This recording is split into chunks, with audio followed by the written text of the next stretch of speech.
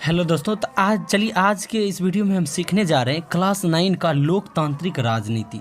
ये आपका है लोकतांत्रिक राजनीति, ये भाग 1 कक्षा 9 का है दोस्तों। आज इसमें हम आपका पहला चैप्टर जो है उसके बारे में हम आपको बताएंगे। वो आपका पहला चैप्टर है दोस्तों, लोकतंत्र का क्रमिक विकास। इन पहला चैप्टर का जो भी आपको प्रश्न उत्तर, जो भी आपको ऑब्जेक्टिव दिया गया है, हम उसको बारी बारी से अपनी भाषा में हम आपको समझाएंगे। बहुत ही आसान भाषा में, आपको रटने की कोई ज़रूरत नहीं होगी दोस्तों। तो वीडियो को आप अंत तक ज़रूर देखेंगे अगर आप सीखना चाहते हैं तो। अगर आपको वीडियो अच्छा लगे तो वीडियो को लाइक करके सब्सक्राइब करना आप नहीं भूलेंगे। तो आइए, क्या कह रहा है आपका ये पहला चैप्टर, लोकतंत्र का क्रमिक विकास। आइए हम इसका प्रश्न उत्तर की ओर चलते हैं। प्रश्न उत्तर की ओर चलेंगे। क्या कह रहा है दोस्तों, ध्यानपूर्वक देखेंगे। कह रहा है कि इसका अभ्यास प्रश्न का पहला प्रश्न दिया गया है, लोकतंत्र के बारे में इनमें से कौन सा कथन सही नहीं है। पहला है, लोकतंत्र में लोगों को अभिव्यक्ति की स्वतंत्रता होती है। दूसरा, लोकतंत्र अभिव्यक्ति यानी कि उसको कहीं जाने आने बोलने की पूरा स्वतंत्रता होती है। लोकतंत्र में लोगों को संगठन बनाने का अधिकार होता है, बिल्कुल सही है। तीसरा है, लोकतांत्रिक देशों में लोगों को विरोध करने की आज़ादी नहीं होती। आपको लोकतंत्र में विरोध करने की भी आज़ादी होती है दोस्तों। तो इसलिए ये आपका जो है सो ग नंबर आंसर सही हो जाएगा। दूसरा नंबर हम आपको बताते हैं क्वेश्चन क्या है। दूसरा नंबर है क्वेश्चन, इनमें से किससे लोकतंत्र के विस्तार में मदद मिलती है। पहला आपका दिया है विदेशी लोकतांत्रिक शासन का आक्रमण। दूसरा, कोई अगर मान लीजिए अपने देश पर आक्रमण करेगा तो क्या लोकतंत्र को फायदा मिलेगा? कभी नहीं। खो है सैनिक तख्तापलट, यानी सेना के द्वारा जब शासन कर लिया जाएगा तो क्या फायदा मिलेगा? जी नहीं।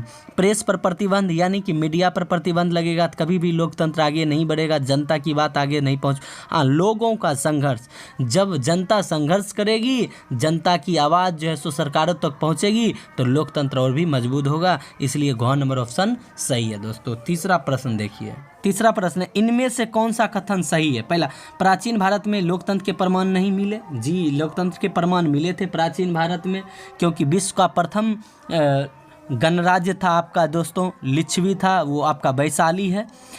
ख नंबर है, ये बिल्कुल सही है। ये बिल्कुल गलत दिया गया, लोकतंत्र का प्रमाण है भारत में। उसके बाद है, ब्रिटेन में 1688 ईस्वी की गोरखपुर क्रांति के बाद लोकतंत्र कमजोर हुआ। जी नहीं। फ्रांस में 1789 ईस्वी की क्रांति ने लोकतांत्रिक शासन की नींव डाली। बिल्कुल सत्य है जी, आपके ये जो आपका ऑप्शन दिया गया बिल्कुल सत्य है। घ नंबर गलत है, ये गौ में आप टिक करेंगे। आइए फिर अगला प्रश्न क्या कर रहा है। चौथा है, अंतर्राष्ट्रीय संगठनों में लोकतंत्र की जरूरत है ताकि दुनिया के सभी देशों के साथ समान व्यवहार हो। बिल्कुल ये सही है आपका आंसर। पांचवा देखेंगे, कह रहा है स्तंभ अ एवं स्तंभ ब को सुमेलित कीजिए। लिच्छवी का हो जाएगा आपको 3 नंबर। प्राचीन भारत में लोकतांत्रिक शासन वाला गणराज्य अभी आपको हम बताए थे, जो कि वैशाली जिला में बिहार में स्थित है दोस्तों। उसके बाद है ख, नेपाल। नेपाल हो जाएगा, राजा ने अपने अधिकार छोड़ने पर सहमति दी। उसके बाद हो जाएगा ग, पाकिस्तान, जहाँ पर सैनिक तानाशाही की समाप्ति हुई थी। घ में घाना, यानी ब्रिटिश औपनिवेशिक शासन से आज़ादी मिली थी दोस्तों। ये आपका मिलान करने वाला है। आइए, आपका छठा नंबर प्रश्न क्या कह रहा है कि गैर लोकतांत्रिक शासन वाले देशों के लोगों को किन किन मुश्किलों का सामना करना पड़ता है। इस अध्याय में दिए गए उदाहरणों के आधार पर इस कथन के पक्ष में तर्क दीजिए। मतलब कहने का मतलब है कि गैर लोकतांत्रिक शासन वाले देशों में लोगों को क्या क्या दिक्कतें होती है और लोकतांत्रिक वाले देशों में क्या क्या दिक्कतें नहीं होती है। आइए हम उसको आपको बताते हैं। बिल्कुल आप भाषा में हम आपको बताने के लिए जा रहे हैं।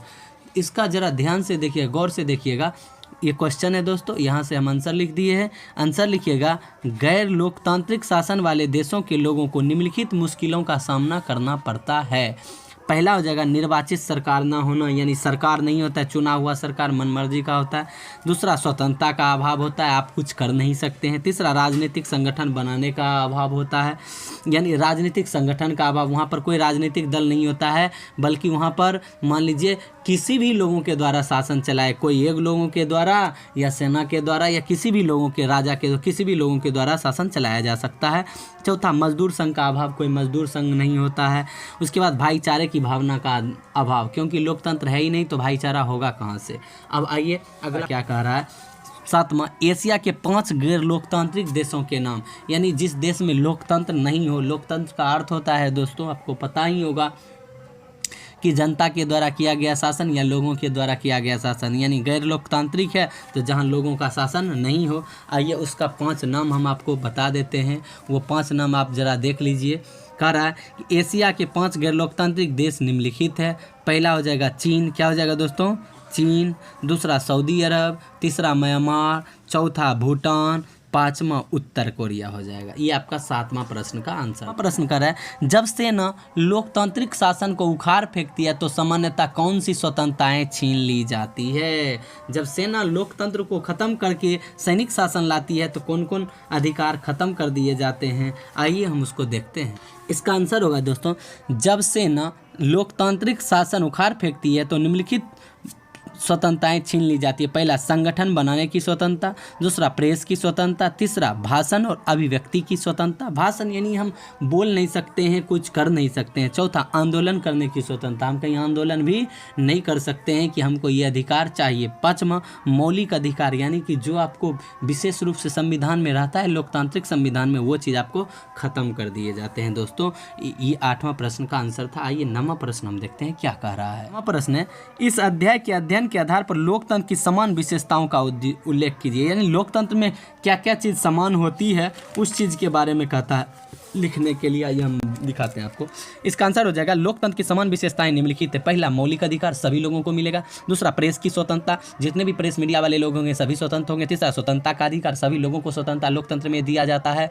उसके बाद संगठन बनाने का अधिकार, आप संगठन बना सकते हैं, कोई भी पार्टी आप खड़ा कर सकते हैं। 5वां उसके बाद आंदोलन करने का अधिकार, आप आंदोलन भी कर सकते हैं। दोस्तों ये सभी लोकतंत्र में सभी लोगों को हिस्सेदारी होती है। ये आपका पहला चैप्टर दोस्तों जो था, हम आपको एक एक प्रश्न उत्तर बता दिए हैं। दोस्तों अगर वीडियो आपको अच्छा लगा तो वीडियो को लाइक, सब्सक्राइब और शेयर करना आप नहीं भूलिएगा। दोस्तों अब इसी आधार पर हम आपको दूसरा चैप्टर बताएंगे, लोकतंत्र क्या और क्यों। इसका भी हम आपको पूर्ण रूप से ऑब्जेक्टिव सब्जेक्टिव भी बताएंगे। दोस्तों अगर आप हमारे चैनल पर नए होंगे तो आप हमारे चैनल को जरूर सब्सक्राइब कर लेंगे और दोस्तों में भी वीडियो को शेयर कर देंगे। थैंक यू दोस्तों।